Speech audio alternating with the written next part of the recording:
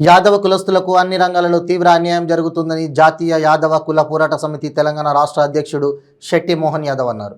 Hyderabad Indira park వద్ద యాదవుల కుల పోరాట సమితి ఆధ్వర్యంలో యాదవుల మహాగర్జన నిర్వహించారు. ఈ సందర్భంగా వారు మాట్లాడుతూ యాదవులకు యాదవ కార్పొరేషన్, ఎస్ఎన్టీ రిజర్వేషన్, రెండో విడత గొర్రెల పంపిణీ, జనాభాలో 80 లక్షల మంది ఉన్న యాదవులకు ప్రభుత్వం అన్ని సౌకర్యాలను కల్పించాలని డిమాండ్ చేశారు.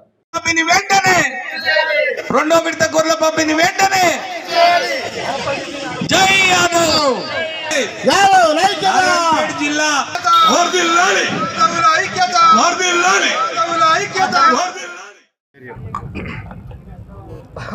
పాత్రికేయ మిత్రులందరికీ నా హృదయపూర్వక నమస్కారాలు. నా పేరు శెట్టి వంశీమోహన్ యాదవ్. నేను జాతీయ యాదవ కుల పోరాట సమితి తెలంగాణ రాష్ట్ర అధ్యక్షుడిని.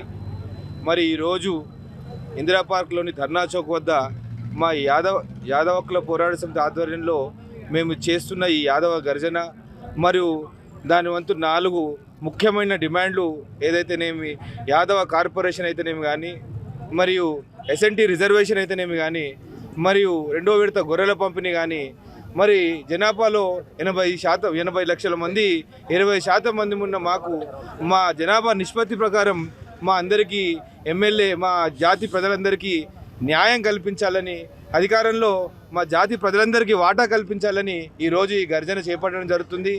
యాదవ కార్పొరేషన్తో మా విద్యావంతులైన మా యువతకు కానీ, మా స్కిల్డ్ యూత్కి కానీ, ఇరిగేషన్ మన ఇండస్ట్రీ సెక్టర్లో కానీ హయ్యర్ ఎడ్యుకేషన్ వెళ్ళడానికి చాలా ఉపయోగపడుతుంది.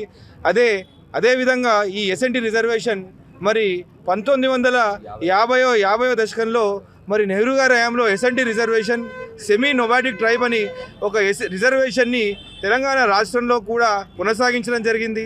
మరి వితౌట్ ఎనీ ఇంటిమేషన్ 70వ దశకంలో దాన్ని తొలగించడం జరిగింది.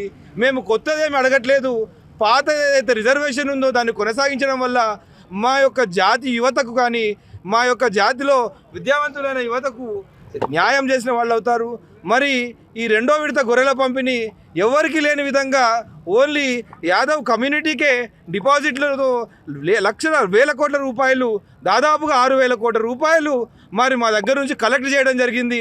మరి ఎంతోమంది మా ఊర్లలో నుంచి, మా విలేజ్లలో నుంచి ఇంట్రెస్ట్కి డబ్బులు తీసుకొచ్చి బంగారాలు కుదవబెట్టి ఎన్నో విధంగా మరి ఆ డబ్బును సమకూర్చుకొని మరి డీడీల రూపంలో గవర్నమెంట్కి చెల్లించడం ద్వారా చాలామంది చాలా ఇబ్బందులకు గురవుతున్నారు. మరి రెండో విడత గొర్రెల పంపిణీ వెంటనే చేపట్టాలని, అదేవిధంగా జనాభా నిష్పత్తి ప్రకారం మాకు రావాల్సిన సీట్లు మరి ఎన్నో వేదికల మీదుగా మా యాదవ సంఘం నాయకులు కానీ, మా జాతీయ నాయకులు కానీ, నేను కానీ ఎన్నో విధాలుగా మరి మా యొక్క డిమాండ్లను మా జనాభా నిష్పత్తి ప్రకారం మాకు ఇవ్వాల్సిన ఎమ్మెల్యే, ఎంపీ సీట్లను మా వాళ్ళకి కేటాయించాలని ఎన్నిసార్లు ధర్నాలు, ఎన్ని విధాలుగా మేము ప్రయత్నిస్తున్నా మరి అన్ని రాజకీయ పార్టీలు నిమ్మకు నీరెత్తినట్టు వ్యవహరిస్తున్నాయి.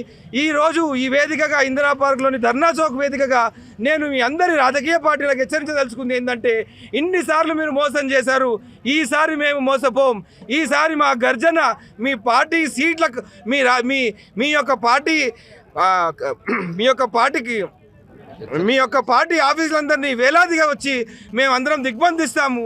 మిమ్మల్ని ప్రశ్నించే రోజు దాకా తెచ్చుకోకుండా మీరు పోటీపడి మరి మా జాతికి ఎన్ని సీట్లు ఇస్తారు ముందే పోటీపడి ప్రకటించాలని మరి ఈ వేదికగా నాకు అవకాశం ఇచ్చిన మా జాతీయ అధ్యక్షుల వారికి ధన్యవాదాలు తెలుపుతూ నేను ముగించుకుంటాను.